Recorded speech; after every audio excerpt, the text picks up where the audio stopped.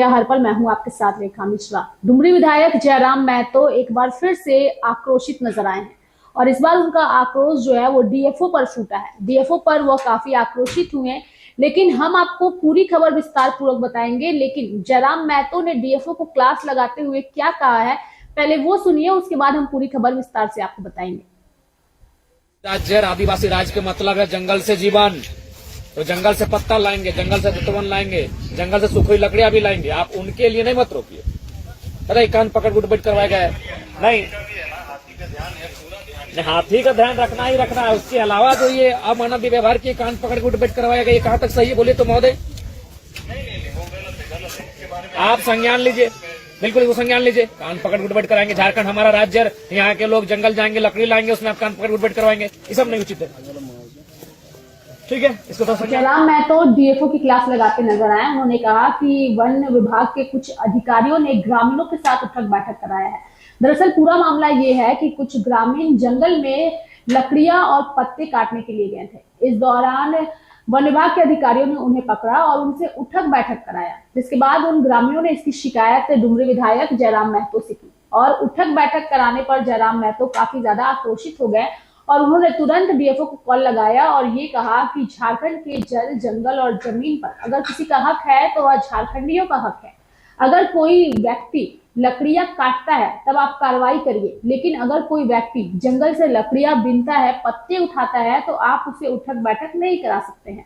जयराम महतो का यह अंदाज वहां मौजूद लोगों को बेहद पसंद आया। वहीं जब जयराम महतो से डीएफओ से क्या फोन पर बातचीत हुई, इसको लेकर के सवाल किया गया, तो वो सुनिए कि वहां जयराम महतो ने क्या कहा। देखिए, हमें लगता है कि वो जो गांव जंगलों में, जंगलों के आसपास के क्षेत्र में रहते हैं, बसाव करते हैं, वहाँ प्रशासनिक पहल होनी चाहिए। प्रशासन को, वरिष्ठ को हमेशा अलर्ट मूड में होना चाहिए। उन्हें तमाम उन उपकरणों का व्यवस्था अरेंजमेंट रखना चाहिए जिन उपकरणों के माध्यम से जंगली हाथियों को दूर किया जा सके।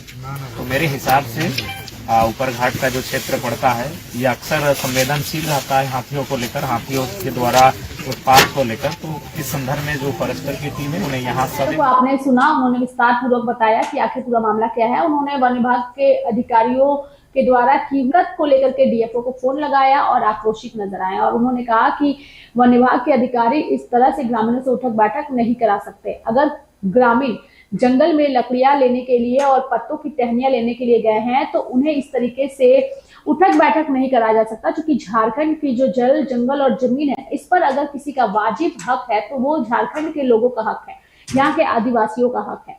काफी आक्रोशित नजर आए जयराम महतो, लेकिन सबसे बड़ी बात यह है कि जयराम महतो का ये अंदाज पहली बार नजर नहीं आया है जब उन्होंने आम लोगों के लिए किसी अधिकारी से पंगा लिया हो। इससे पहले भी जयराम महतो ने कई दफा आम लोगों की समस्याओं को लेकर के वो अधिकारियों से पंगे लेते आए हैं और जब वो पंगे लेते हैं तो उन्हें इस बात का भी डर होता है कि कई बार ये पंगे लेना उनके लिए जो है वो खतरा साबित हो सकता है। लेकिन उसके बावजूद जयराम महतो नहीं डरते और बेझिझक वो लोगों की समस्याओं का समाधान करते हैं और यही वजह है कि झारखंड से लेकर के बिहार और देश के अलग अलग राज्यों में अब जयराम महतो की चर्चा हो रही है।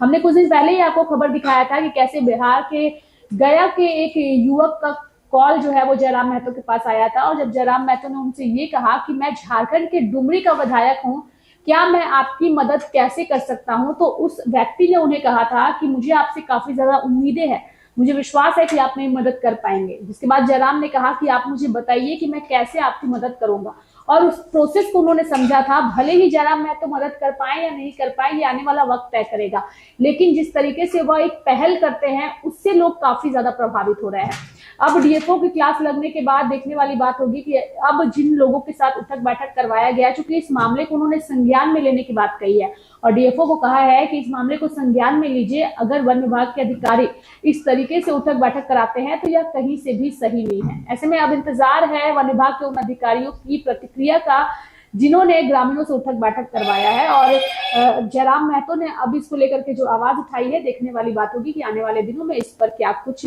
प्रतिक्रिया वन विभाग की ओर से सामने आता है। मेरे साथ फिलहाल अभी के लिए इस खबर में इतना ही। आप देखते रहिए लाइव इंडिया हर पल। नमस्कार।